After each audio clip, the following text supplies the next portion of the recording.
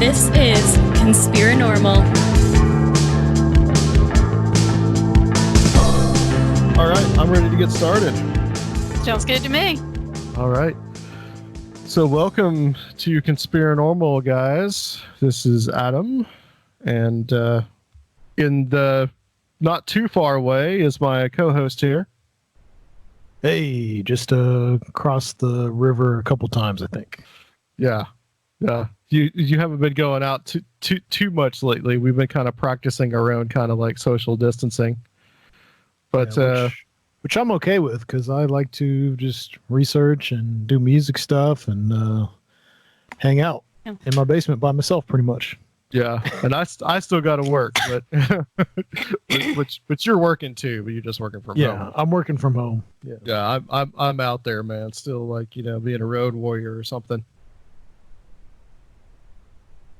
We've got on the line someone that is taking to the Thunderdome. Yeah, I got someone on the line that is here in our local area, and that's Angelia Sheer, and she is the director of the Tennessee chapter of MUFON, but she also has a book out called UFO Encounters: How High Strange Events Transform Human Perception. And Angelia, welcome to Conspirinormal. Hey guys, I was excited to talk to you tonight. I really appreciate you having me on. Absolutely. Yeah, absolutely. It's really great to have you. I guess my first question for you is, how did your background and like your role as a MUFON Tennessee director, like how that all kind of started for you? Sure. I'm kind of a strange girl, you guys. My mother used to kid me when I was like 5 years old. I'm going to date myself. I watched the original Star Trek, and she said she would come down and find me crying and say, "Ange, why are you crying?" And I'd go, "I love you, Mama, but I'm supposed to be on that starship." So both my parents knew I was going to be a little bit of a different child. And also, my father was a teacher at a local university. And so I was really lucky. I was in an environment where I was educated very young about how immense the universe was. We had discussions about, other life. And so from a very young age, I was hooked. Anyone that knows me, my fiance, who's a musician, he laughs. He says I can keep my mouth shut about it for about 7 minutes, and then after that, there's no going back. So I've been really obsessed with the study of other life, how that has affected humanity down through history, and then, just humanity itself. So I've been probably doing serious research since I was about 18 or 19. I have my own private research group called Parashare Research. And again, I have a job in the real world. This is, I just was obsessed with this. I had enough good sense to know that I probably couldn't make a living doing this. So it just took off from there. I've probably interviewed upwards to about 2,800 witnesses, I suppose. By this time, I've kind of lost count. And, wow. the further down the rabbit hole that I got, it just, it was an education in itself. I probably read 2 or 3 books a week for years: math, science, physics, psychology, trauma, things about dissociation, because where my research started to change, and I think you guys will like this, excuse me, when I was in my 20s, I had a case that was really defining. There was a group of witnesses on a beach having a beach party about 10:30 at night. And at one point, 4 of the witnesses started seeing this UFO out over the water, and no matter what they did, the other 10 could not see it. They were within 15 to 20 feet, 25 feet of each other. I mean, it wasn't a relational issue, that kind of perspective issue.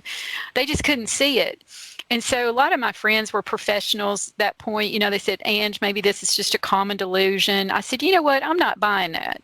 People don't have the same delusion, not like that. They don't have the same exact hallucination." And so that just took me off, in a different tangent, because at that point I was convinced that these human beings were tapping into a greater degree of the electromagnetic spectrum at that moment than those other people were. And my research has held for probably now 35 years. And it's been fascinating because not only, have I got to study the UFO phenomena, and, in my team, we've seen some incredible things out in the field. Guys, I'm not an armchair warrior. I'm an old boots on the ground. Probably a month ago, it was 29 degrees. I had waterproof boots on, wading down a stream toward the mouth of a cave in the pitch black with probably $1,000 of equipment with my team around our necks. And we got to the mouth of this cave, pitch black, and the floor of the cave illuminated. That's a whole other story. But I want you guys to know I'm a real boots on the ground girl. We've been outside, seeing a lot of crazy things. But besides that, when I was young and poor and didn't have, money for great equipment and all this other, I did have a steady stream of witnesses that I could study over a long period of time. And man, these abilities in humanity just kept showing up. And so, what I want to stress is it's so important, to study the phenomena externally, but where so little research has been done is on the human beings, the people that are having, these experiences over a long period of time. And I think that's where my research differed, than most. And it was really fascinating what I came away with on that. Yeah, I mean, you seem to really have a emphasis on high strange events, and you really emphasize states of consciousness. Exactly. It's probably been 15 years ago now, maybe, but I was accepted at the Monroe Institute for 13 years in a row there. And if you don't know the Monroe Institute, you guys look it up. But Robert Monroe was a well-known businessman. When he was probably in his late 30s, maybe early 40s, he started having out-of-body experiences. He thought he was going insane. He didn't know what was going on. So long story short, he was very well-to-do, and he built a whole institute to study it. And he was kind of a virtuoso at this. And so the Monroe Institute, I can't say enough about it. I was accepted there, studied, like I said, I think 13 years in a row, different programs with extraordinary people from around the world. And you guys can look it up. That place changed my life. It really showed me what humanity can do with some training. I mean, I was a meditator. Most people were. Man, that place accelerated my meditations probably 5 years at a time. We were having experiences of telepathy between people, and these were real events. These were things I really experienced. I don't make things up. So it was extraordinary. And then when I took what I learned there and, back engineered some things, it really spilled over with what was happening to my witnesses. And, that part is really poignant.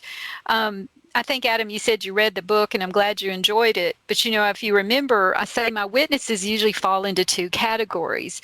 Either they're born sensitive, meaning, they come into the world just having all these, different experiences, or they're just going along. They happen to have some kind of high strange event. In my instance, usually a UFO, close range UFO sighting, just because I concentrated on that. It can be other things. And all of a sudden their whole neuroanatomy is rewritten. And I mean that literally.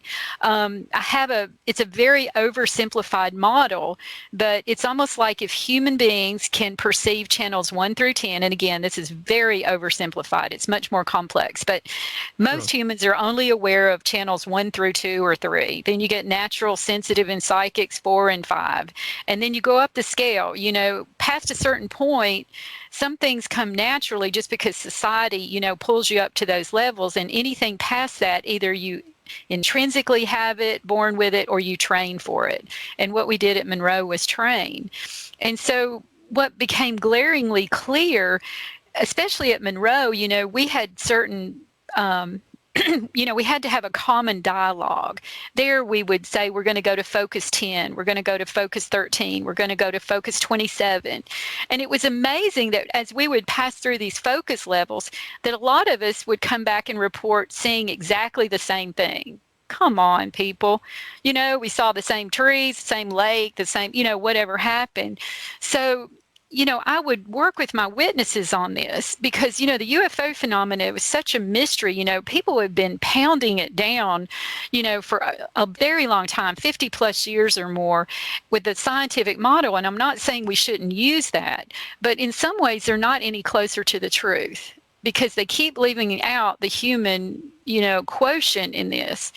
And so what I found is that, with my witnesses, I started to could see when they would change, have these probably state, different changes in their state of consciousness. And I made notes of that in the book. I'm really good, I can't get in out of the rain, but I have great pattern recognition. And I could start to make all these, associations with patterns, like people would have a lot of experiences while driving down dark roads. Well, you've been in the car, you're driving down dark roads and you don't fall asleep, but you kind of get in that zone. Well, that zone is you change states. That's a state change. And what they taught us at Monroe was to really be aware of those state changes and not, we used hemisynchronization and we were in these kind of isolation chambers, dry chambers. But, we were taught that to change our state. That was kind of training wheels, but then we were taught to go back and do it on our own. And so when I work with some of my witnesses who are interested in this, some of them are incredible what they can tap into. And, that's what I'm saying. That's the kind of sad part about all this is that, human beings are pretty amazing. I think in a way we've kind of all been taught to not think that to some degree. But, we can really develop some abilities. And so the slippery part of this UFO phenomena or cryptid phenomena or the paranormal phenomena, Adam, as you see in my book, it's all the same thing. You can kind of get a slight analogy if you think, well, on channel 4, ghosts always show up. On channel 5, the Greys peek in. On channel 7, Pleiadians come in. Channel 8, something else comes in. So, and then there are things that are right here in the same reality. So that's what I'm saying. It's not kind of an either or thing. It's, it's much more complicated in that, if that makes sense. It does make sense. And do you see this phenomenon as more of using that channel analogy? Do you see this phenomenon as more of a interdimensional kind of phenomenon as opposed to something that comes from another planet or something like that? Well, see, that's where we have to be careful. And the only reason I say this is my father and, I had some really good teachers. We have to be really precise with language. I think it's really important. Words mean things. Like when I say paranormal, I always tell hey guys in the audience, my definition of paranormal is just something that our science doesn't understand yet. It doesn't mean a ghost. It means this whole group of phenomena. So I think for some of these changes that are happening to human beings, we probably don't even have a word for it. I did a radio show, I don't know, a few months ago, and they said, Ange, we know you don't like to speculate, but what do you think's going on? And I said, well, this is what from my experience, if you take Star Trek on steroids, add in some interdimensional, some extra dimensionals, and possibly a spiritual war that's been going on for a long time. And that's, for me to say that's a lot. You might get kind of close to the truth. I mean, it's not a black and white phenomena. Yeah. I tell people, I said, look at our planet, look at all the different kinds of humans, races, cultures, religions, political agendas. Now spread that out over an infinite universe that, just like in our Milky Way galaxy here, like I said, we're all kind of in that same, frequency realm. But when you take that beyond that, we have no idea what can exist. I told someone the other day, we don't think anything about walking. We walk through 3-dimensional space like it's nothing. Well, just think about beings that were born that walk through time. We don't think of that because we don't do that very good. We do it over a consecutive period of years and days. But, there could be beings that could just travel through time in their own bodies, and that's not a big deal to them. So I think as we grow up and, start to think about some of these problems, we really have to kind of think outside the box a little bit, and that's really hard to do. Yeah, it can be understandable to somebody, because a lot of people are kind of set in like this one paradigm or this paradigm, and they don't want to kind of combine and look at all the other paradigms. I mean, I think we're kind of dealing with different kinds of phenomena, but yet at the same time, we're kind of dealing with the same kind of phenomenon in some ways. Well, that's what I tried to write about in the book. I mean, if you think about it with this model, these things are around us all the time, just like our cell phone signals are flying around us all the time. Right. I mean, but you don't get that unless you have the cell phone exactly calibrated right. I mean, things are zooming around. I was talking to someone I don't know, it was a while back, and they said, well, I don't know about believing in something I can't see. And I said, well, gamma radiation you can't see, radiation you can't see, but it'll surely, affect your life. And, there's just so much excitement to me about this, about human potential, because also what I found is that when you get people together that have this kind of high energy or perception going on, and it's just like, Adam, you're burning as a log, and I'm burning, and Sepharel, he's burning, and you put us together and this bonfire happens. Wow, when a lot of us would get together, we would have some really incredible things happen at times. Yeah. Yeah, it's like the kind of like the combined energies, and there's also, like you said, like I think the witness is the most important element to any of these kind of sightings or any of these experiences, because it's just the whole idea. I attribute this to, Greg Bishop talks about the co-creation theory, and the idea that we kind of co-create these experiences with these entities, I guess, for lack of a better term. Well, you have, tonight we couldn't do the radio show without you guys. Right. I mean, you know what I'm saying? I mean, we're all in this together. And, that's what's pretty incredible about all of this. I mean, there was some really interesting analogies I was able to make. I'm pretty sensitive myself, but I've been working on that. I've raised horses for, like 38 years, and you have to be really sensitive. I can feel their heartbeat, and what foot's on the ground if my eyes are closed. I mean, you really have to be in tune or you'll be hurt. It's not magic, it's just studying. Mm-hmm. So with human beings, these abilities, it's amazing that some people are so sensitive and they don't even know they're changing channels. Does that make sense?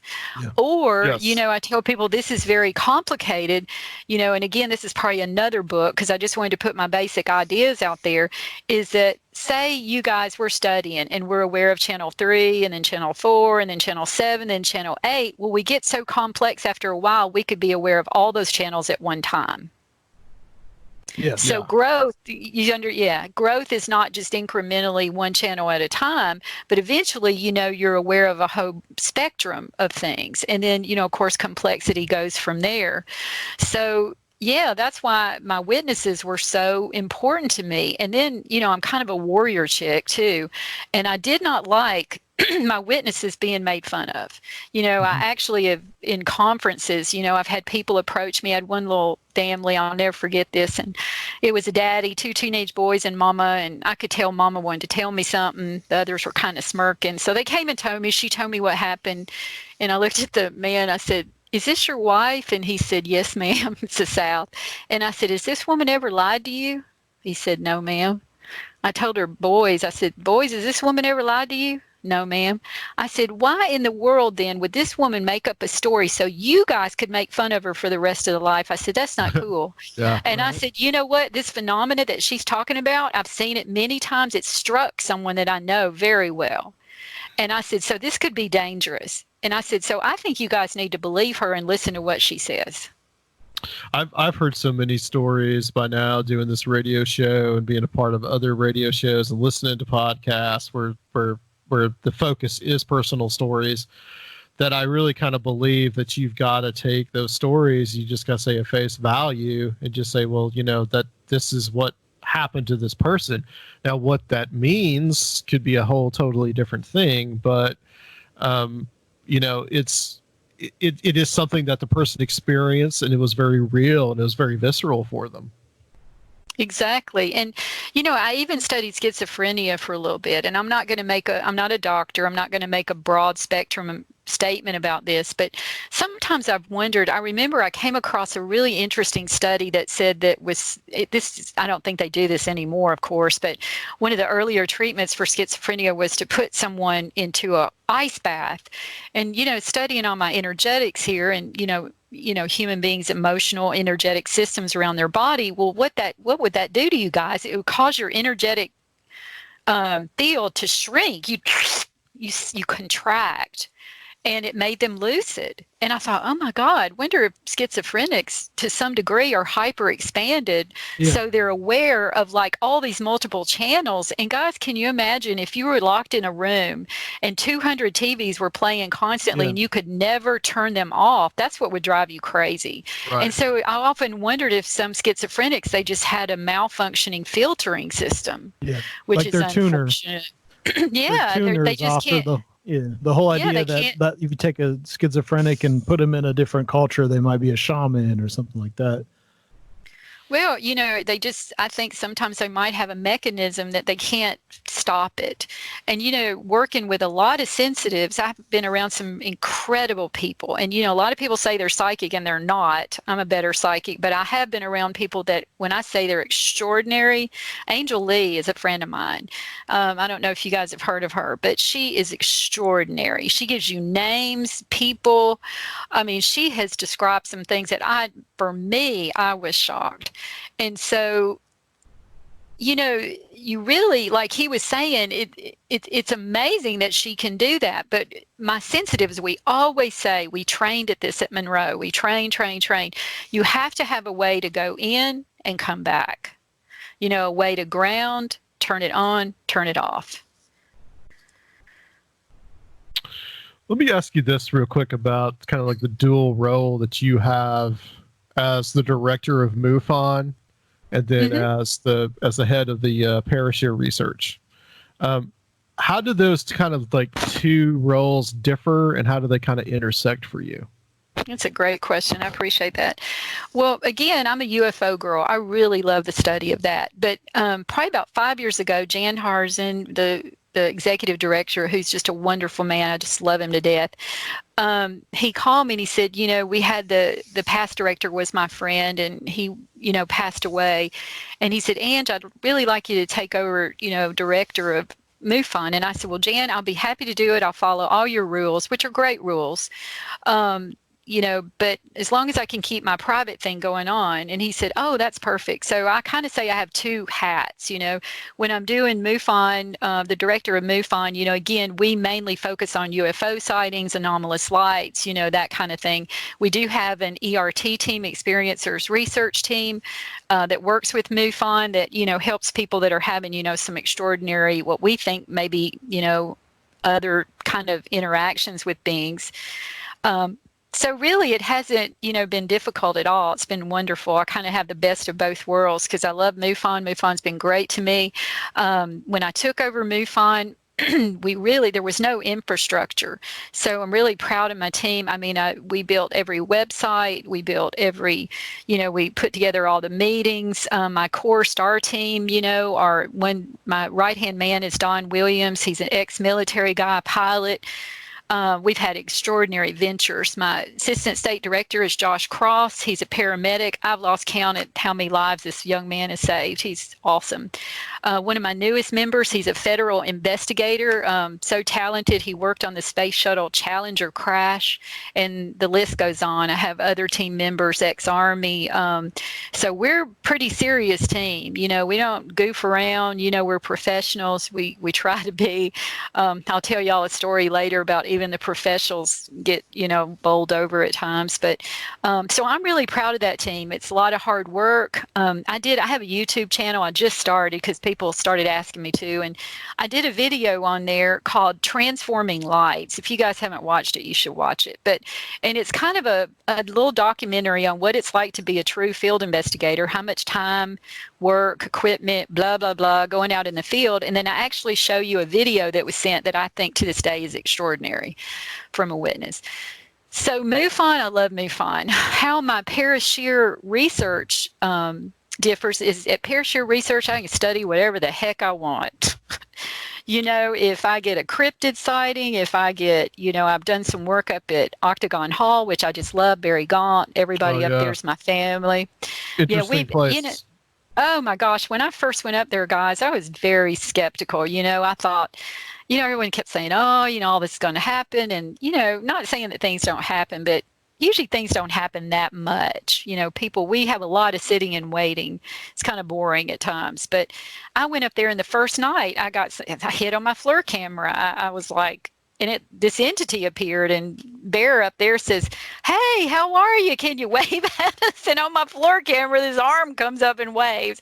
I was like, what? So I am just interested in all this. A couple of years ago, I got invited to speak at a Bigfoot conference, and I thought, oh my gosh, what is this? Not that, I didn't think that could be possible, but, I'm still a skeptic until, I got to look at all the facts. And so I went up and, spoke, and, I told these guys, I said, guys, I'm not a Bigfoot girl. They go, we don't care. We know you. Just come talk about UFOs.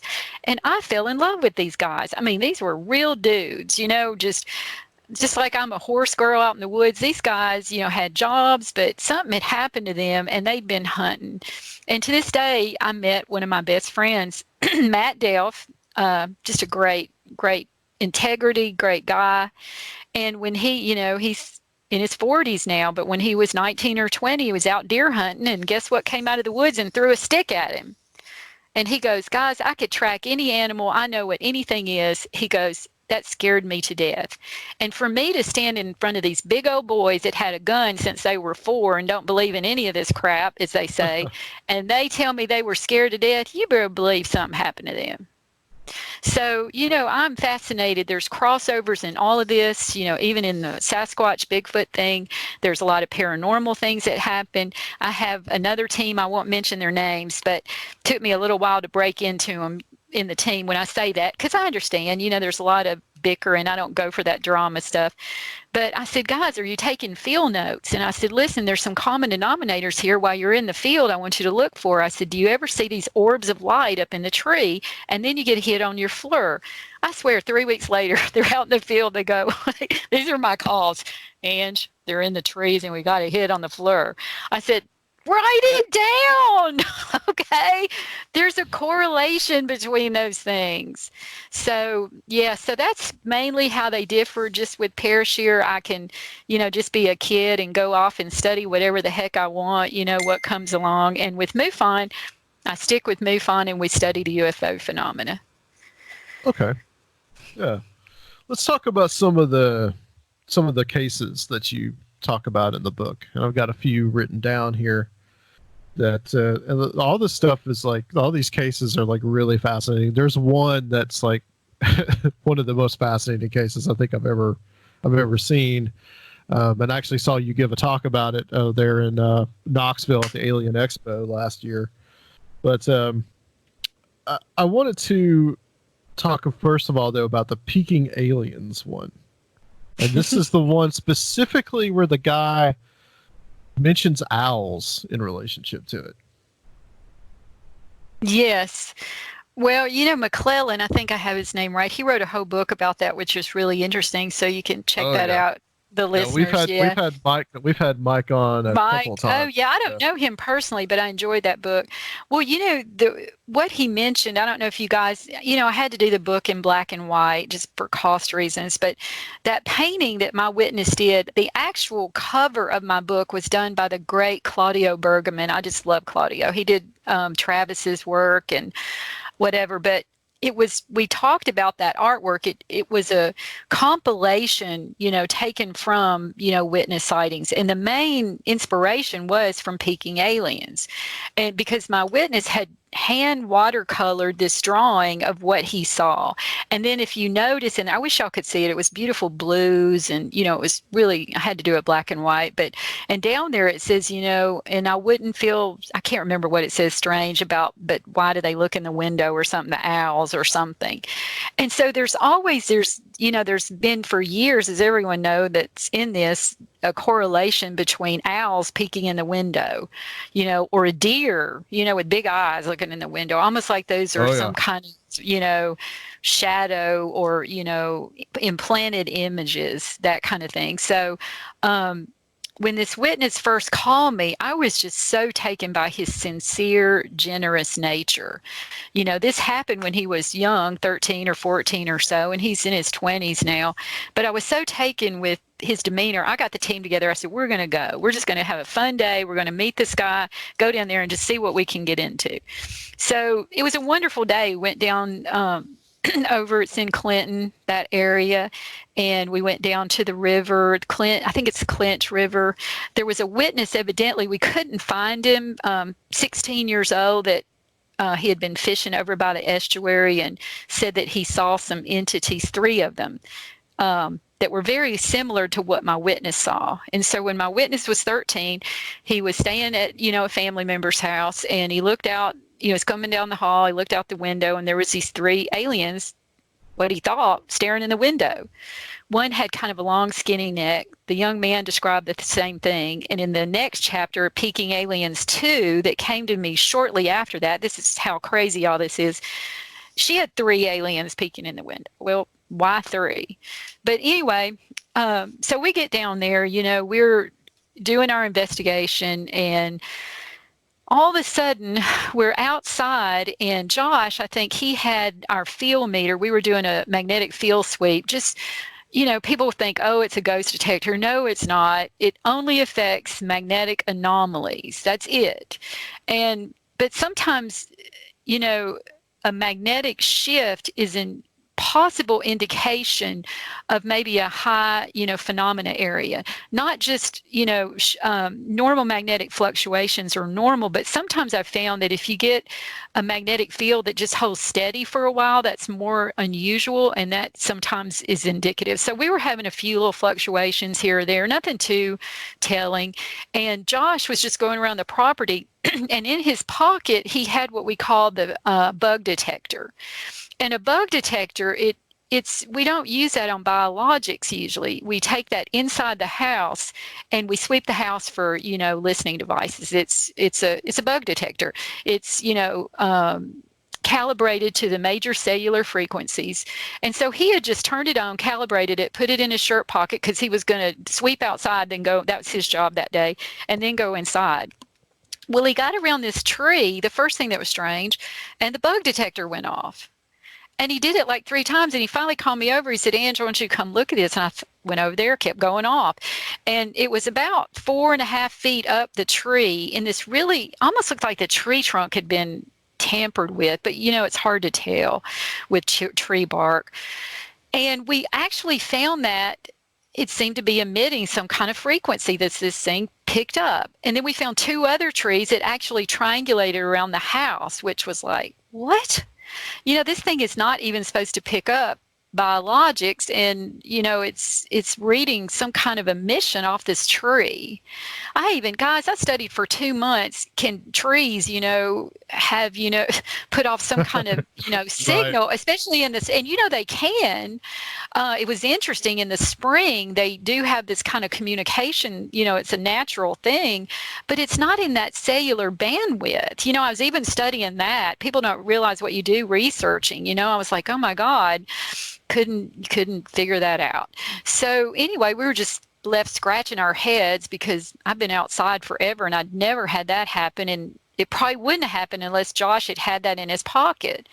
So anyway, we sent the drone up because they had seen some, orbs and things, and we got some nice pictures with the drone. It takes a lot of time. And so we were fishing up. It was probably 10:30, 10:45 at night by this time. I was inside talking to a family member, thanking them for letting us trumps on their property all over the place. And Josh comes running in and he goes, you got to come out here. And I said, well, what's going on? He goes, I want to try something. I thought of something. This is why a team is so important. So I said, okay. So I went out there and he had the little bug detector and he said, and I want to calibrate this and put it up on his nose. And the witness had told us that since he was a young kid that he had reoccurring nosebleeds. So I said, well, are you okay with that? He said, yeah, let's go for it. So we calibrated it. We tested it on. There was quite a few people there. He had some family members because, everybody was curious there. And there was probably about 6 or 7 of us at that point. We checked it on us. Nothing happened. He put it up to the right side of his nose. Off the scale. Just went off.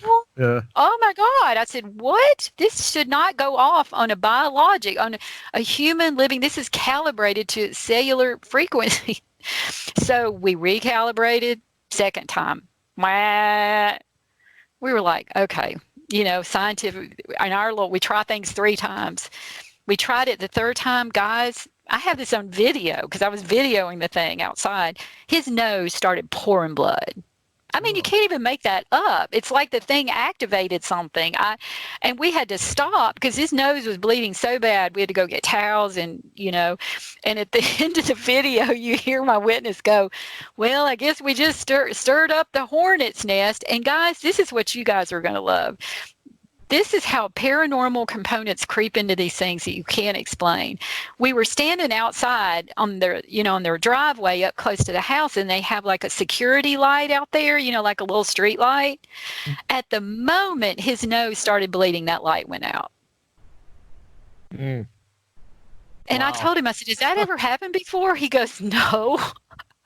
So, we had like a 5-hour drive home that night, and all of us were a little freaked out after that. We were like, what the heck?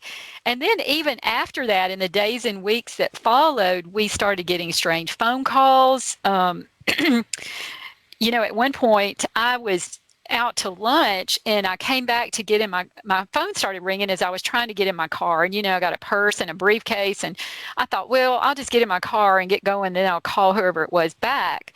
So that was less than a minute or so. I got in the car, and as soon as I called it back, it went, this number has been disconnected and is no longer in service. And it just called me. Well, then my witness started calling me and saying, hey, we're getting all these strange phone calls. We don't know what they are. And at one point he called me pretty freaked out that a black SUV followed him. And I said, well, you go to a police store. You go to a police station. You go to a drive-in store. You go right now to where there's other people. And I didn't hear from him for about 25 minutes. I was sweating it, but he was fine. He got home and nothing happened. But, there's strange things that happen around this stuff for sure. Oh yeah. Yeah, that almost sounds like some like Men in Black type of phenomenon, but it can we've been seeing lately how that type of Men in Black phenomenon happens with all kinds of different high strange stuff, from Bigfoot to UFOs.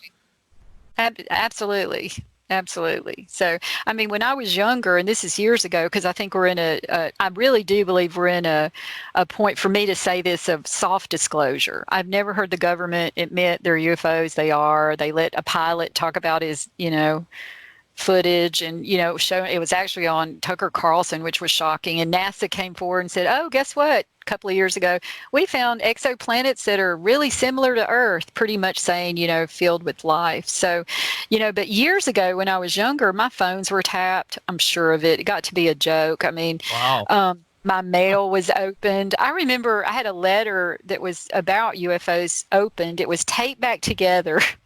And it was stamped, opened by the U.S. Postal Service for inspection. Really? Listen, guys. Do you have it? Take a picture of it. I have that somewhere, but I actually made an appointment with the U.S. Postmaster downtown Nashville and took it to him. And I said, listen, and that's back when people would actually talk to you. He said, I'll guarantee you we didn't open that. Yeah. And I used to laugh and say, if there's nothing to this, why would anyone pay attention? Why would anyone watch us or. Let's talk. I'm going to talk a little bit about the missing time cases, and the one that we could talk about. Well, let's just get into this one because this is like the biggest case in the book. Like this is some crazy stuff, and this is what you call the case of Witness J. The strange case of Witness J. Yep. That was guys. I can't, you can't even make this stuff up. For my audience out there, a short recap, great family, well-to-do family. Mama, matriarch, intelligent woman, she had a military contracting clearance. She's in her 70s and carries her 45 with her everywhere she goes. She didn't believe any of this crap. That was what was great. The father dies. The son decides to come home, help mom close down the farm. He was out in it's not really a barn, but it was a big metal outbuilding, inventorying dad's gear, tools, tractors. And April and early April, it was still chilly, had his coat on.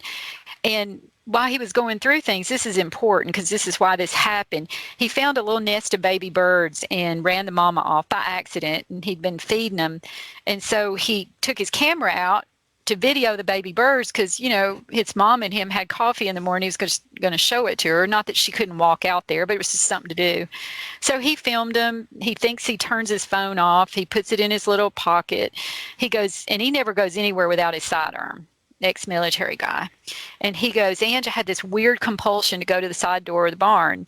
So he walks over there. There's this tool table, guys, I don't even know how much it weighs. I'm not a very good judge of it, but it's a big wood slab, you know what I'm saying, with big heavy, you can't even move this thing. And so he said, I approached the door, I took my phone out, turned it upside down, took my sidearm off, set it on the table. He goes, I'd never do that. And he goes, but I didn't even think about it. He opens the door, sees a bright flash of light. Next thing he knows, he wakes up 80 feet away from the barn, has no idea how he got there. Doesn't know what time it is, doesn't know anything. He goes inside. His mom's kind of sitting up in the bed, kind of in this trance-like state. He didn't know what was going on. He finally wakes her up. Mom, what time is it? She says it's after 3. He flips out. The last thing he knows, it was 11:15 or so. I don't know the time stamps in here. I'd have to go back and look, but it was a good bit of time. He flips out. He actually says, I threw my keys across the room. And he said, I was raised to respect my mom. I didn't throw them at her. I was just, really upset.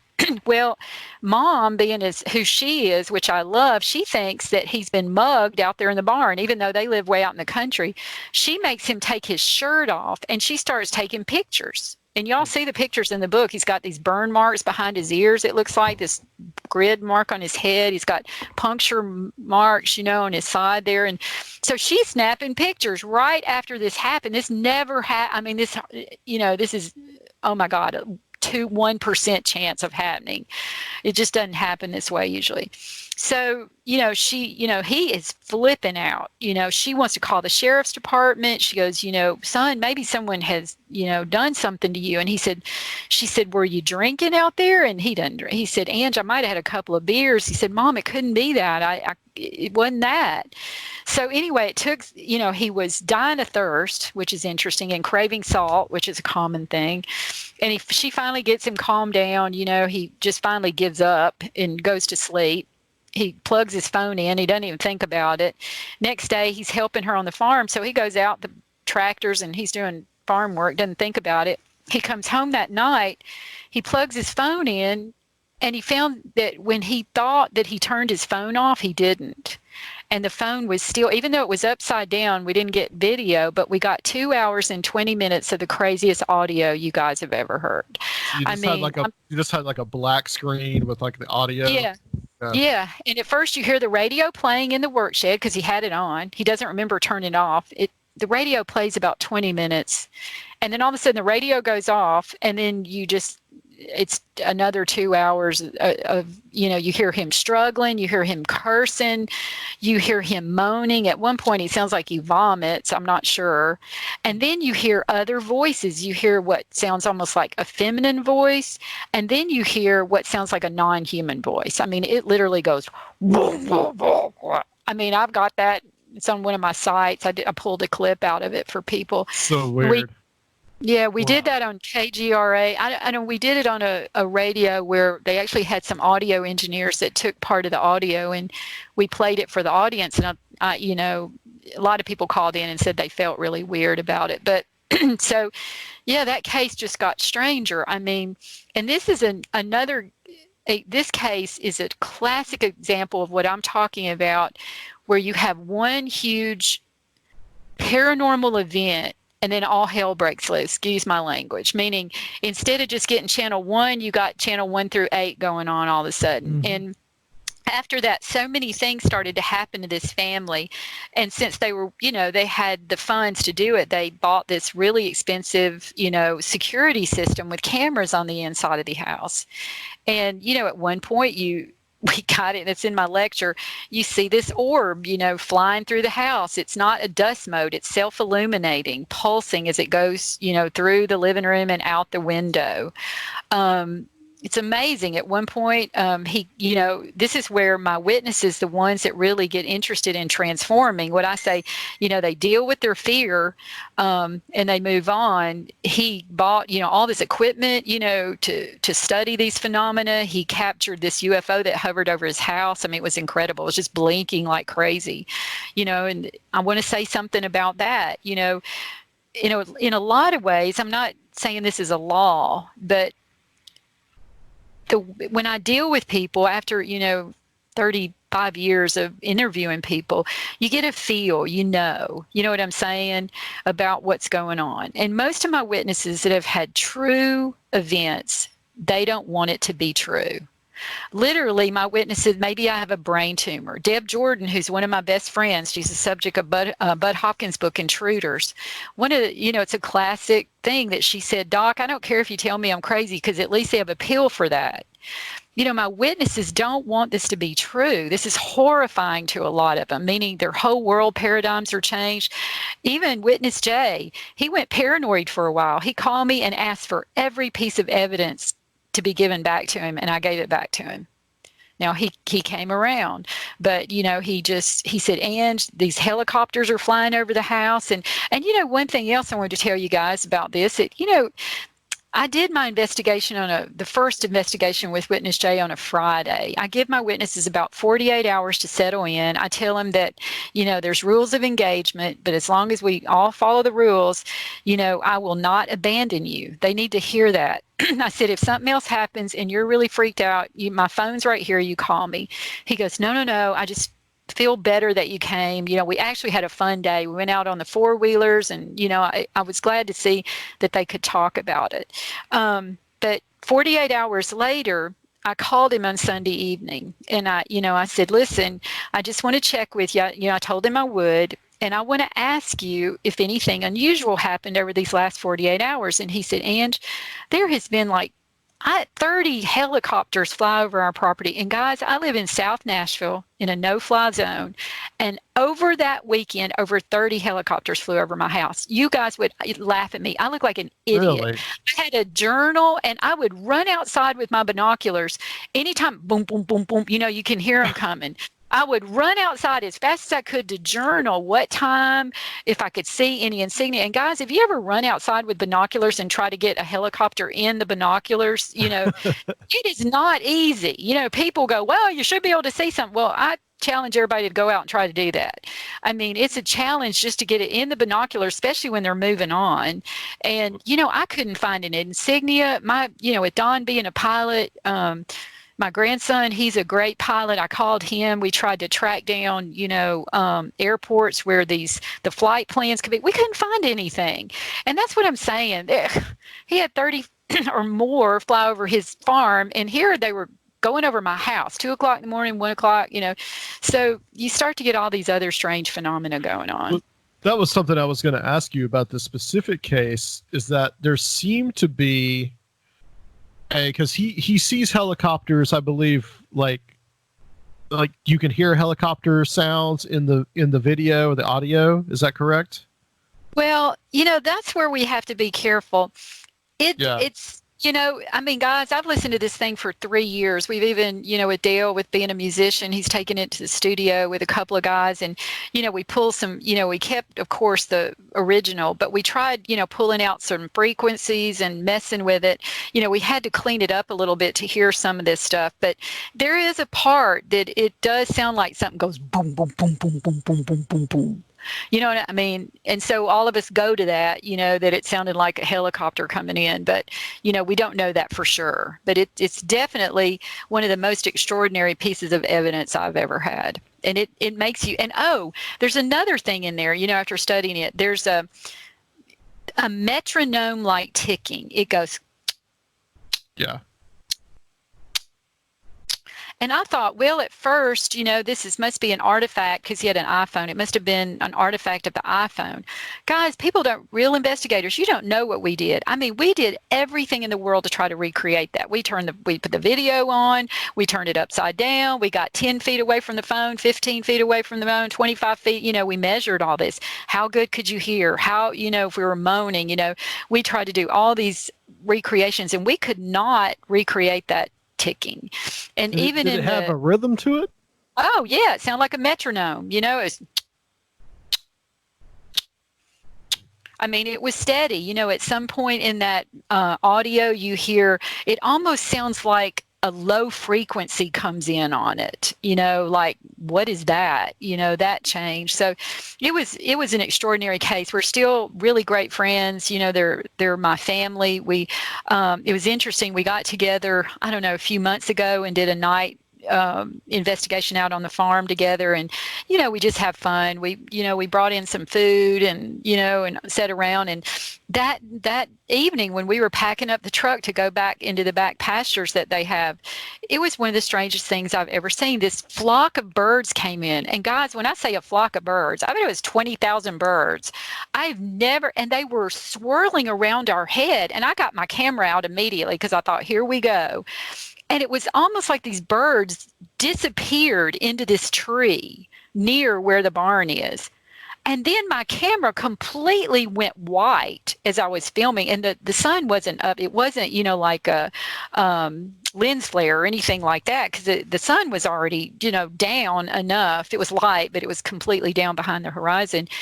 And we were like, what in the world? It was like those birds entered that tree and disappeared, 20,000 of them or something, and then came out again. And, I'm very skeptical, but there was something really, and we looked at each other and we go, here it goes, we're together again, and here the strange stuff starts. Do you know anything about the history of the land? Yeah. Like what's, we looked into that. Were there any Indian mounds? Yeah, there was no mounds that I know about, but there is a correlation to all that. You guys are wonderful. Yes. I mean, there is a correlation to that somehow, for sure. So, I think I might have even asked you in Knoxville about if it was close to Adams, but I don't think it was. I think it was on the other side. Of course, Adams being the Bell Witch area. I don't, you'll have to educate me. This was up more toward Millersville, okay. That area. I'm not sure where Adams is. I think that's not that close, but yeah, it's kind of on the side. I think it's not. Yeah, but it is up north, more north like that. Right. So, it's, I love it, guys. I will love this till I fall over. I mean, it's just amazing, what my team and I have experienced, what we've seen, that video I told you guys, the transforming lights. I captured an entity out in the woods, not far from us, on my Fleur camera, and it was signaling us. And I'm not exaggerating. And it wasn't blurry. It had arms and legs, and it was like 5 feet, 10 or 11, and we didn't feel threatened at all. It was just like, it really seemed to be trying to get our attention. So I don't know. I think, how can you not be interested in all this? Come on. Yeah. Since we're kind of talking about it, I mean, as the MUFON director for Tennessee, do you find anything different or special about Tennessee and about this area that you've done I know you've done most of your research here, but is there something you think about it, or do you have a special kind of insight into the area? Well, one thing I can tell you for sure, Tennessee is a hot spot, and so is Kentucky. Yeah. I'm really great friends with Barry Gaunt. He's the state director up in Kentucky, extraordinary researcher. We say we're getting older. We're trying to get some young people to train them and pass on our knowledge, because, we want to have, young investigators out in the field like we've done, because that's where all the good stuff happens. But, in East Tennessee, there has been, oh my God, that's incredible lot of cases over the mountains in those areas, up in Kentucky. Oh my goodness, I can't even, that's Bear's territory up there. But he's retired now, and he goes, Ange, I'm not even retired, because he is constantly busy. And he's like me, he does a dual thing. He's the director of MUFON, but his paranormal work is keeping him totally busy. They help out people that are he has a priest up there that works with him, great team.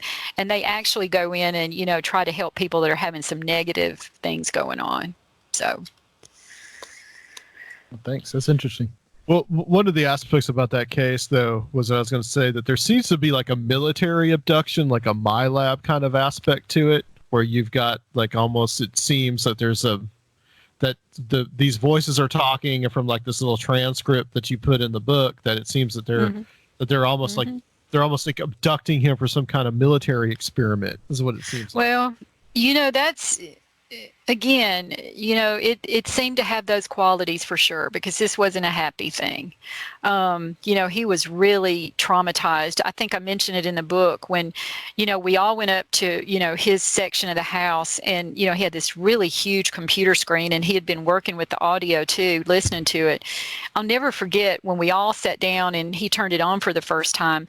Guys, he had a palpable post-traumatic stress response. He had dilated pupils, he flushed, his hands started shaking, he started sweating. Whatever happened to him, something happened to him, because you can't make that up. He responded, and to this day, he still responds to it. Not like he did, but he still responds to that. So, yeah, there seem to be, these other components. And then, like I said, these helicopters coming in. One of them came in one day so close, he was out there, he kind of flipped him off. And I said, I'm not sure that's a good idea. He's kind of a warrior. And, that's how close they were, just kind of hovering over the property there. So you think, what in the world is that? But yeah, Tennessee, I still have, even during this stressful time that we're in right now, I still have cases coming in, people seeing things. So we've been very busy. Well, let me ask you that. Do you think in times of stress like we're going through right now, kind of like times of turmoil, that people will begin to see more of these type of things? Well, in my experience, it's been less.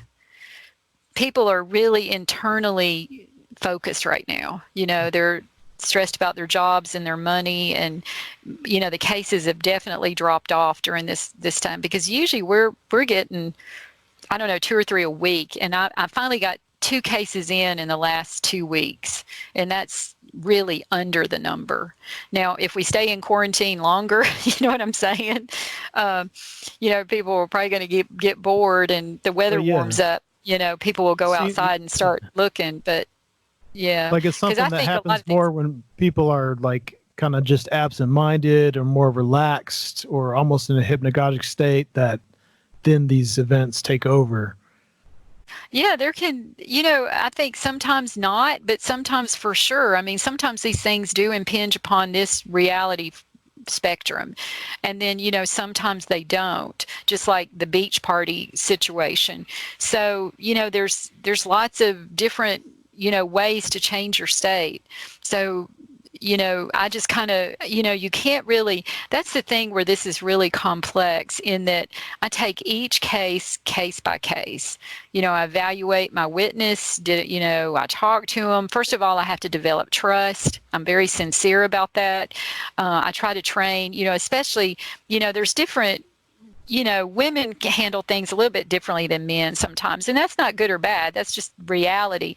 So some of my field investigators, I go, guys, listen, I'm trying to tell you how to be successful here. I said, if you can't make an emotional connection with these witnesses, and a true one, because they can feel you, you're not going to get the good stuff. Right. That case about the transforming lights, another investigator had that and called me and said, no, nothing's going on here. And it was one of the best cases I ever had. And it was because they could not make, an emotional connection, and the person didn't trust them. And so guess what? They're not going to tell you that stuff.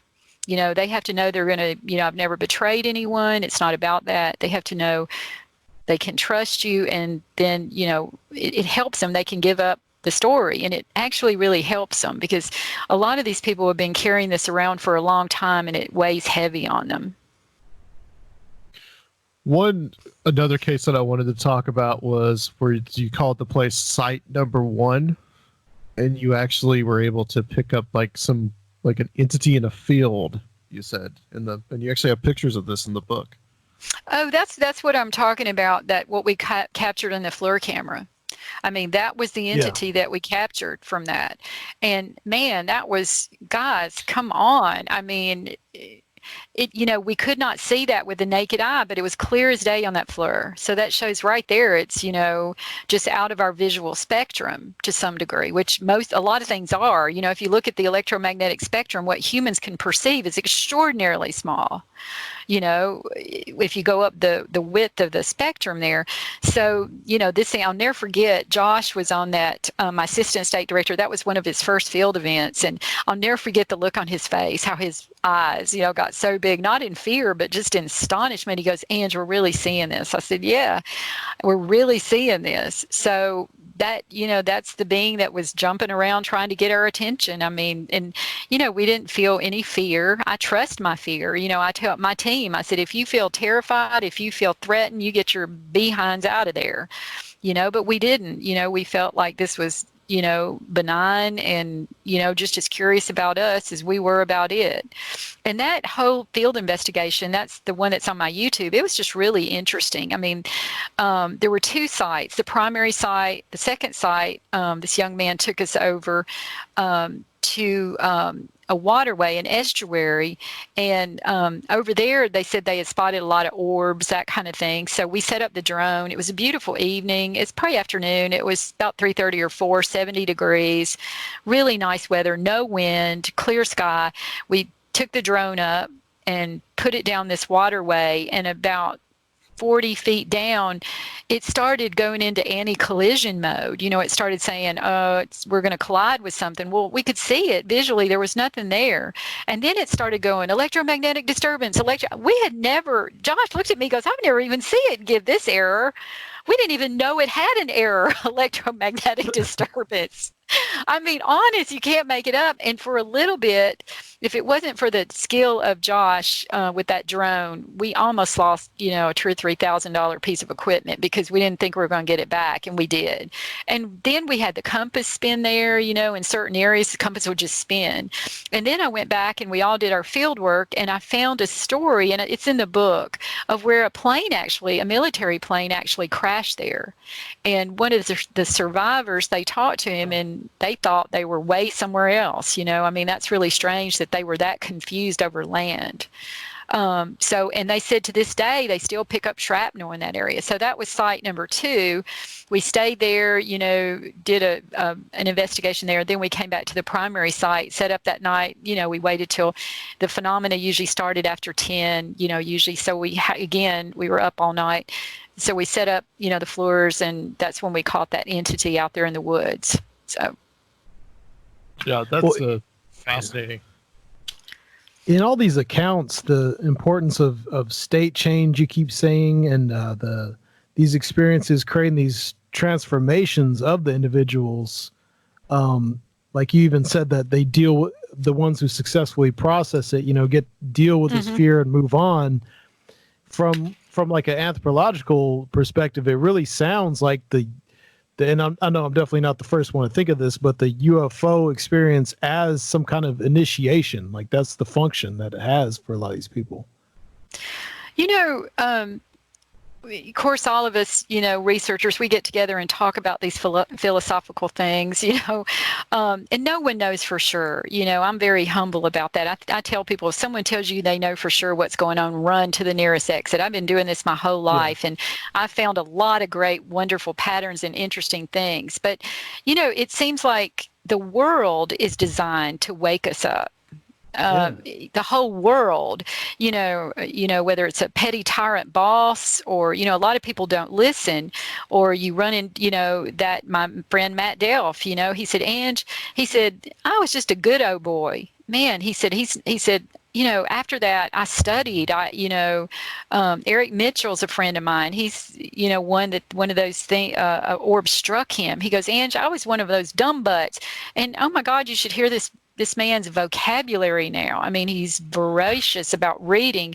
So, I think all these things, whether they do seem to have, if you, like you said, you can, if you can integrate it and you can deal with your fear, which is hard, guys. It's easy us sitting here talking about it.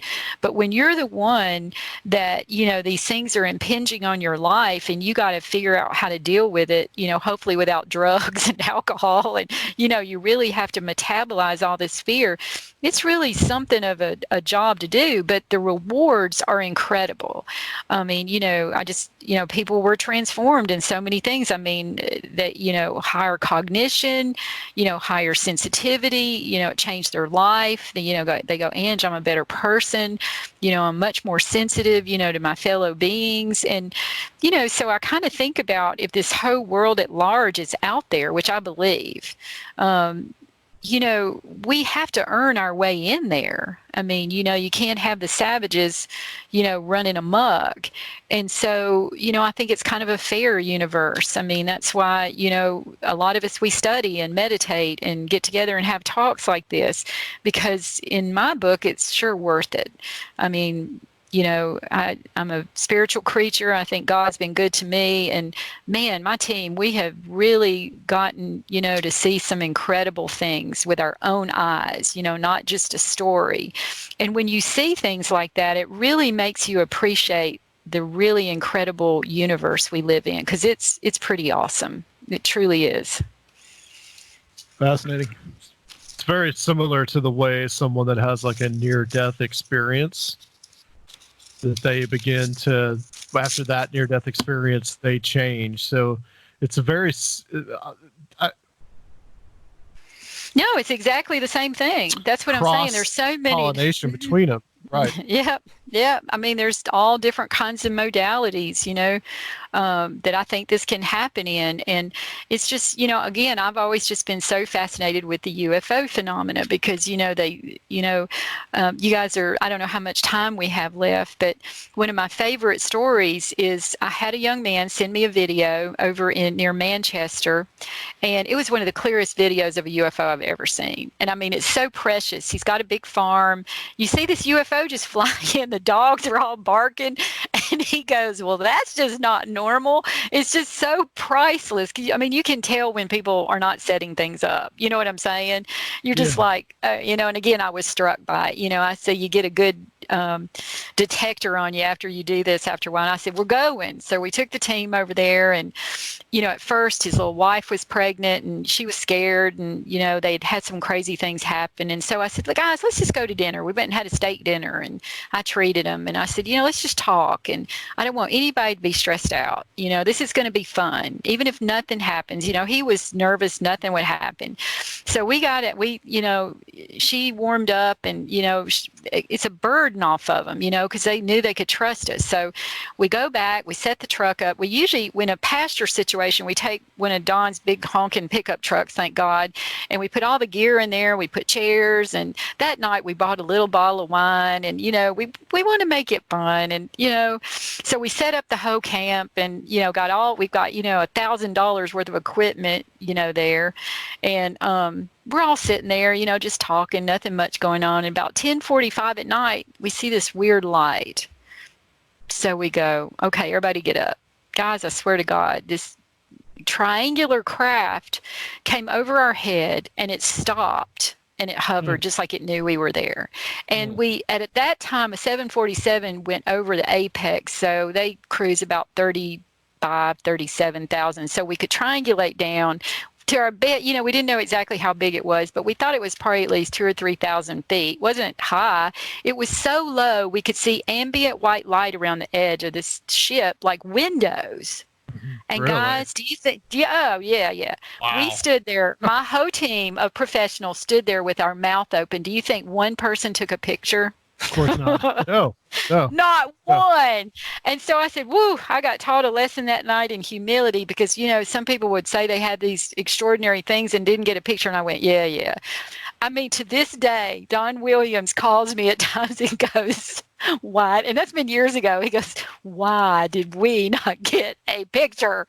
And, when you're in that situation, I mean, we're scientists. I mean, we've been investigating, and you have something so extraordinary happen like that. You really are put into an altered state. We were in an altered state. We stood there with our mouth open, and it hovered there, for a good long time. Finally, went off. The young man was jumping up and down. He goes, I told you, I told you, I told you. He was so happy. And then probably 25 minutes later, this again, we see another light. Probably was 2 football fields off, around the perimeter of the pasture on the tops of the trees. This light appears, and it looks like a welder's arc. And it just jumps at the top of the trees erratically. And we're all looking at each other like, what in the world is that? And it did that for 20 minutes, jumping around, going to this tree, going to that tree. We have no idea what that was, like no idea.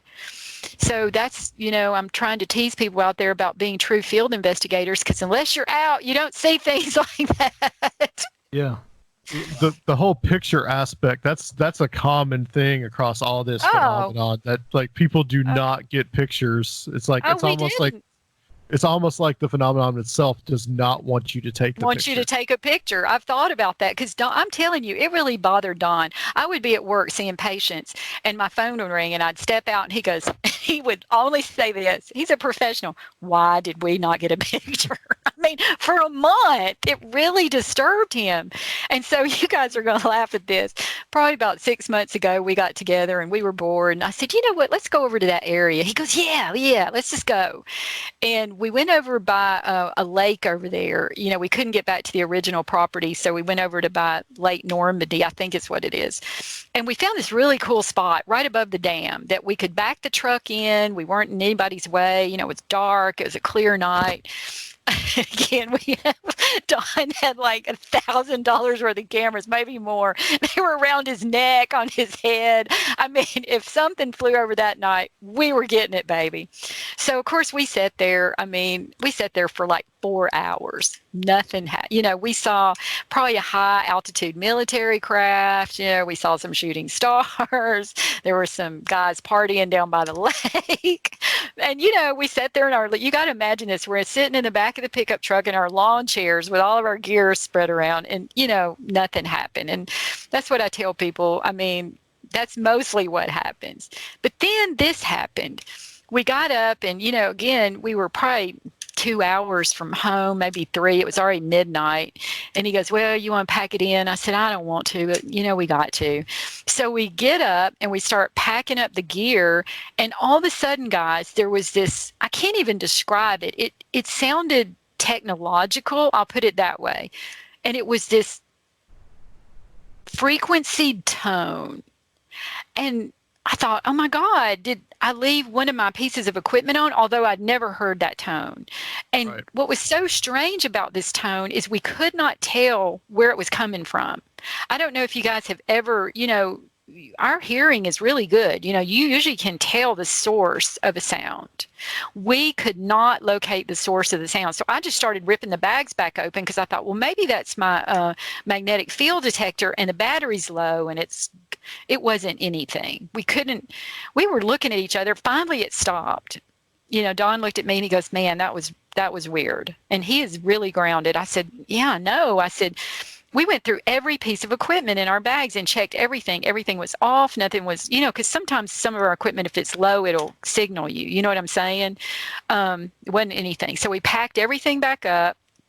And this pickup truck, it's got those small seats, in the cab and the back. So we didn't have to leave the good stuff out in the bed of the truck. So, we folded all the chairs up, put everything up, put the bag in the back of the truck. And guys, we're out in the middle of nowhere. The GPS wasn't even working right. Do you know we got on this dirt road, we got lost for a little while, and that darn tone started again. I mean, we looked at each other. I mean, we're pretty grounded, it takes a lot to get us unsettled. But he goes, is this a precursor of an abduction? I go, I have no idea.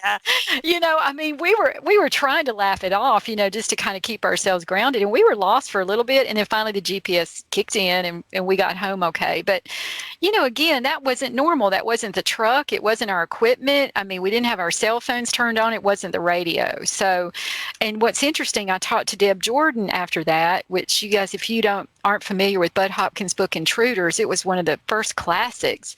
Oh yeah, it's a great book.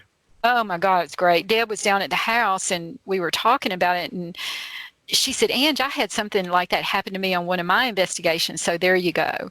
And then, there's other patterns and things that show up, throughout when you talk to other investigators. So that was pretty fun, other than we didn't get a picture of that original craft, because that thing was pretty incredible. Oh, and I remember Don kept going on because there was a beacon, a blood red beacon on the bottom of this thing that was probably 2/3 the size of a fuselage. And when you study aircraft, at least known aircraft, maybe it could be something super secret we have, but man, they were flaunting it if it was. He goes, Ange, I've never seen a beacon that big. That's why it's great to have, such different talent, pilots and engineers. He goes, that ratio of that beacon to the structure, the actual total size of that aircraft, he goes, I'd never seen anything like that. So that was pretty cool. Let me ask you about Bigfoot, Sasquatch, cryptids, and kind of like the relationship to UFOs, because you do go into this in the book a little bit. Oh, absolutely. After I went to that Bigfoot conference, guys, I study constantly. Probably in 3 years, I exhausted, probably before that, the Bigfoot literature. I started out with Jeff Meldrum's work, which is extraordinary in itself. That he would, you guys, I'm sure, are familiar with him and his book. If you hadn't read that book, read it. It's an unbelievable read and a great scientific work. He's an expert on primate, the way they plant their foot, dermal ridges, the evidence that, and from there I just went crazy. I read everything eclectic and otherwise, scientific versus, I have a Bigfoot in my backyard. I didn't care. I wanted all the perspectives. And after reading that and, talking to so many of I love hunters, when you're standing in front of a 6'4" guy that you can tell he's not afraid of anything. And this guy breaks down and says, I will never go back to that place again. And that's just one of many, something is going on. They're not making that up.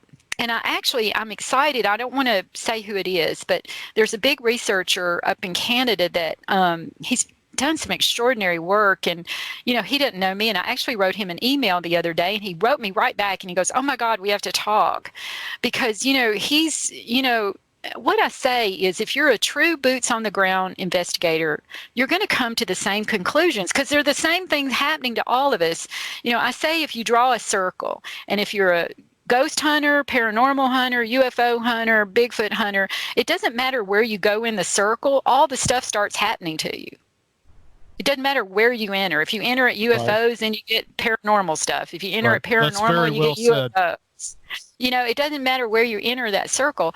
And so with his work, he's starting to have all these strange things. They act interdimensional. And I use that word lightly just because I don't know what other word to use. It's like a lot of these true researchers that you don't hear a lot about. They say when you start studying it starts studying you. It follows you home. It doesn't matter if you're in a neighborhood. I've been, working with, I've been introducing myself to some of these other researchers, because I go, guys, years ago, the UFO people thought the paranormal people were woo-woo, and the paranormal people thought the scientific people were too, there was all this kind of, not joining together. And so one thing I've been really working hard on is, going after some of these other teams that are grounded, not into the drama, not into this fighting. I don't have time for any of that. I'm too busy. And man, I said, guys, if we can work together, we're going to have so much more information. So at this point, for this girl to tell you that, yeah, there's something going on there, there's something going on there. I've spoken to too many people. My best friend, Matt Delph, he's got the highest integrity of any person I've ever known. They're not lying. And so you think, how can you not be interested in that? I mean, this person has got unbelievable vocalizations, talking to him, saying his name, and then, you know, just strange things happening, like, you know, showing up in their homes, and gifts showing back into their homes, and like, how did that happen? You know, how did this get in here? I mean, that just shows us that, you know, that our world is just so much more complex than we have ever been taught, and we're part of that world. So that means we're a lot more complex. We might be afraid of it, you know, and I understand why, you know, and we might be hesitant, you know, to go there, but, you know, it's worth looking into. You know, I had some people say, Ange, you know, maybe some of this should be left alone. I said, well, you know what, guys, let me tell you about that. Let me tell you my opinion about it. You know, I'm an outdoors girl, and I would not go stick my hand down in a hole full of rattlesnakes, because I've learned about rattlesnakes, and they're, you know, you should leave them alone. Well, that doesn't mean the whole world is rattlesnakes. There's bunnies and horses and everything else cool out there. So when you're studying this stuff, you have to have a degree of discernment. You know, there are negative, dark things, just like there are in our world. Well, you learn to stay the heck away from that. Don't fool with that. You know, don't dig into that. But there's so many other wonderful things to go look at that you shouldn't turn it all off for that. I mean, humanity would have never gotten anywhere if we, you know, the great adventurers had that attitude. Right. So yeah, I'm kind of getting into that. Like I said, I have a team of paramilitary guys down in Georgia and Alabama that I met, and they're just, oh my God, you know, they're awesome. I'm just such a different girl. You know, for Christmas, I got a new AR and I got new IR field glasses, and I was thrilled. But, you know, they've invited me on some of their expeditions where they've had some I'm not at liberty to say yet, but they've had some extraordinary things happen to them, and I cannot wait to go work with them. I think they're very strict. We have protocols, we have rules. This just isn't, you know, a hullabaloo, as they say. No one goes alone. You always have a partner, and we're setting up, you know, different experiments. I actually was working with a plasma physicist, and he was so kind from a university to answer some questions for me, because we're trying to set up actual true experiments so we can replicate some of these things, as you say, whether it's state changes. You know, there's one thing that's really interesting that I've been studying, because I have found in my own research there's a correlate to some of these high paranormal events during high magnetic storms or solar flares. Especially solar flares. And so I always watch for solar flares and then watch for the patterns that, you know, come about with that. Well, when I talked to this plasma physicist, the reason I got onto him is he had written all these articles. He'd done this great research. And again, I am not a plasma physicist, but he had actually been able to prove almost like an electron tunneling effect, meaning, you know, passing what we would call, if we had, you know, it's not the right scientific word, but like a portal, you know, these electrons were actually moving it in and out of, you know, a certain spatial continuum. And so I was talking to him about that. And he said, Ange, these are happening during solar flares and when the magnetic field strength goes to zero. That was important. I told all my guys down there, they go, Ange, oh my God, instead of looking for a magnetic field fluctuation, we're going to start to look at dead zones. I said, exactly. And then set up for a solar, you know, a solar flare if we can, you know, have any that are predictable. So we're actually trying to go after it in different ways. You know, you can't keep looking at things in the same way. You know, use every tool at your disposal. You know, I use certain psychics on certain situations, events that I have, because their knowledge is invaluable. If something is going on in their spectrum, I call them in there. You know, if we need to use hard scientific tools, that's what we use. You know, we don't leave anything out. And man, that has worked really well. You know, I mean, when you go in there with everything that you got going, you got a good, diverse team, people are being observant. You know, I tell them that, they go, Ange, your team is so diverse. Do you have a problem? I said, no, because I don't put up with that. I'm a strict leader as far as that stuff goes. I said, you know, I choose my people. We're professional. There's no bickering. There's no arguing.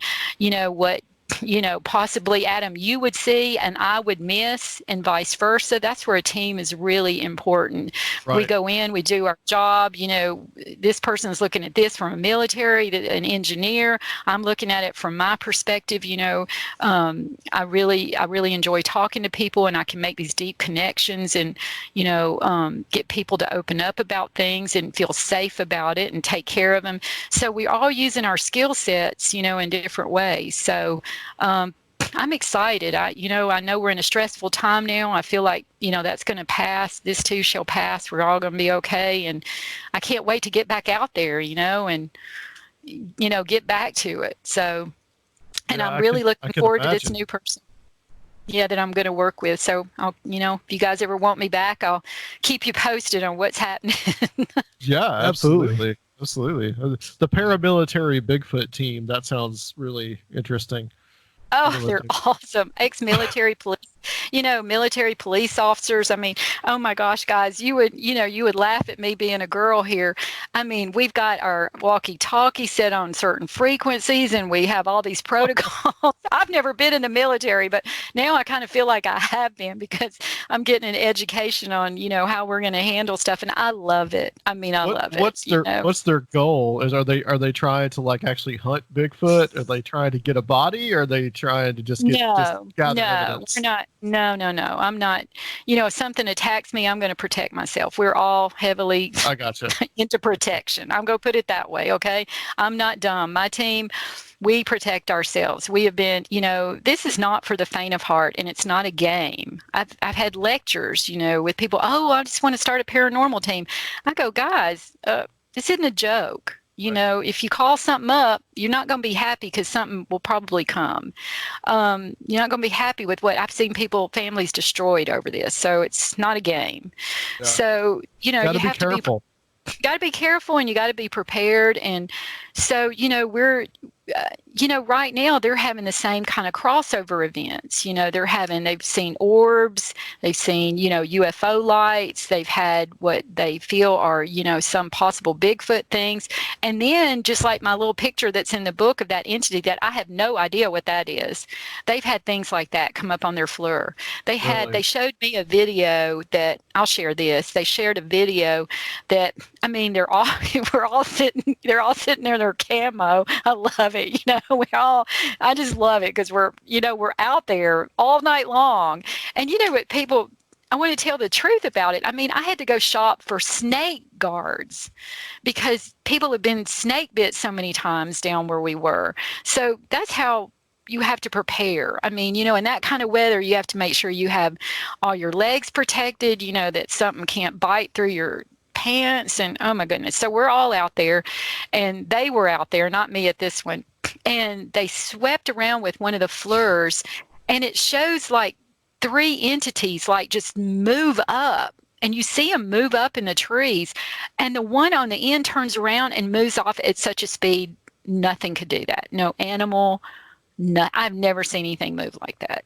I've never seen anything. And for me to say that, that's a lot. I've never seen anything move like that. And just, again, you have to study, eclectically across all these boundaries. But talking to this Bigfoot researcher up north, he brought in another researcher. He did a video, and they were talking about that when you're out in the field and you actually experience this, you can't help having fear. They said that this being that moved in on them, which they thought was a Sasquatch, Bigfoot, that it moved in and moved away from them so fast that there's no way you could run from it if it wanted to. And they said it was like a bull. It was so huge, charging in, tapped one of the females on the ear very gently, and then flashed off, and they go, sure. We held it together, we were calm, we weren't going to run, but wow, I mean, come on. I mean, that was pretty extraordinary. And that's why, just like you said, you have to kind of evaluate each situation that you get in, and decide whether is this a good place for me to be or not such a good place for me to be. Right. Seraphiel, was there anything else you wanted to ask? No, there's just so many great cases in this book, and the emphasis on the high strangeness, we really dig. and the way that it, connects to all this other phenomenon, it's right up our alley. Well, I'm so glad you guys enjoyed it. I really appreciate you having me on. And as you can tell, I hate talking about this stuff. I love this stuff. So, and I really appreciate you guys having me on. You were great. Yeah. I mean, you had some wonderful questions. I really appreciate that very much. Thank you. What's next for you? Where can people get the book? You can get the book on Amazon. I have it there in paperback and Kindle. And a lot of people have been writing me and want a signed copy. And if you want that, then all you have to do is just go to my website, which is angeliasheer.com. And you can order one there and just let me know how you want it signed, and I'll send it off to you. Excellent. Well, thank you, Angelia. Thank you for coming on. This has been great. I'd love to have you back. Maybe we can get some of the paramilitary Bigfoot team on with you too. I would love to. I'll be talking to those guys soon. Yeah, and some of my teams I have a team up in Kentucky that have invited me a few times, and it just, we have to camp out for days, so the timing hasn't worked out, but it will. So I really appreciate you guys having me on, and I look forward to, you guys were awesome, and again, great questions, and I look forward to talking to you again. Absolutely. All right. Stay on the line for us. We're going to close out this section. And guys, we'll be back to close out the show, like I always say, on Conspirinormal.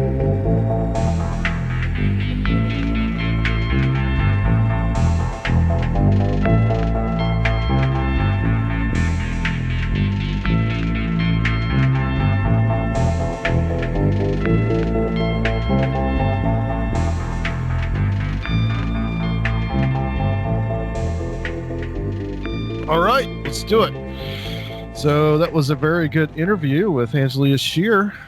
I was pretty impressed by that. She loves talking about this subject, and she really got really animated. And this is cool. Yeah, this is like a really good show, man. I was really really happy to have her and on the show. And it's it's like I said, it took you, like she said, after we ended, I mean, it kind of took everybody's mind off of it, and that's kind of what we're trying to do at this point, is take people's minds off what's going on in the world, and try to be an escape. And the last episode with Tom and Jenny, people said that they really enjoyed it, that they really needed a laugh, and I think that's like the best thing that we can do right now, is try to give people like an escape from what is going on. And even though it's real hard, because like it's been just the news has obviously been dominated by the virus and everything that's happening, and everybody's mind is on that, and it's hard to get your mind on it. But we're off of it, but we're trying to really hard, just kind of like not talk about it too much, even though there is stuff to really talk about with it. But we did a Patreon episode. That will be up, probably before this one. That is definitely a distraction to take your mind off of what's going on. Yeah, no doubt. We talked about Echo the dolphin. And we had a reunion of sorts also. Yeah, we did. We had a couple of special guest appearances that are also doing their own kind of social distancing. And as you guys still have noticed, we are not in the studio at the moment, but it seems to be working out pretty well over Skype so far. I think we're figuring it out. This should sound better than the last one, and the next one will still sound better probably. Right. It's just a learning process. And speaking of Patreon, Patreon is still there. If you guys want to support what we're doing, it is as low as $1. We know it's hard times right now, but if you guys want to throw a little bit our way, you can get some extra content to maybe take your minds off of things that are going on as well. So, is there anything else that you wanted to add, Sergio? Not really. It's just great. It was really great to get that local flavor to this episode, and to have some of these cases based in Tennessee. So I really appreciated that, and it's cool to have such a cool director for Tennessee MUFON.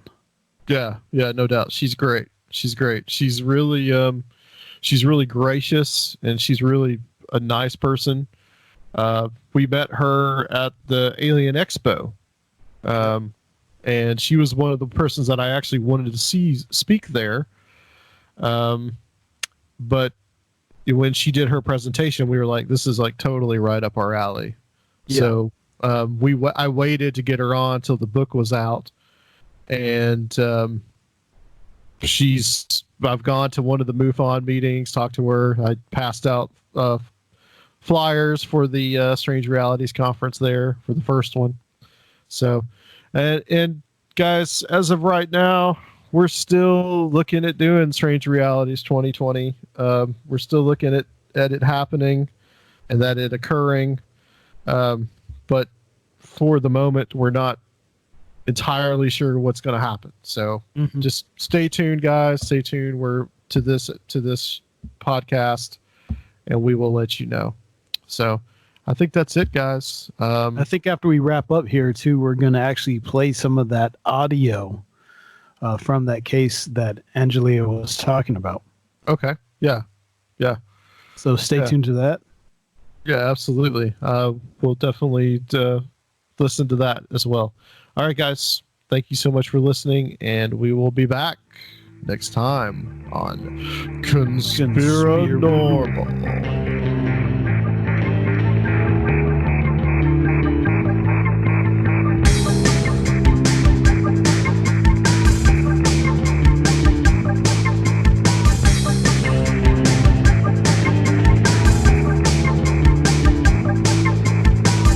If you would like to help the show, please consider becoming a Patreon at www.patreon.com/Conspirinormal or leave a one-time donation at Conspirinormal.com. And please check out our YouTube channel, Conspirinormal Podcast.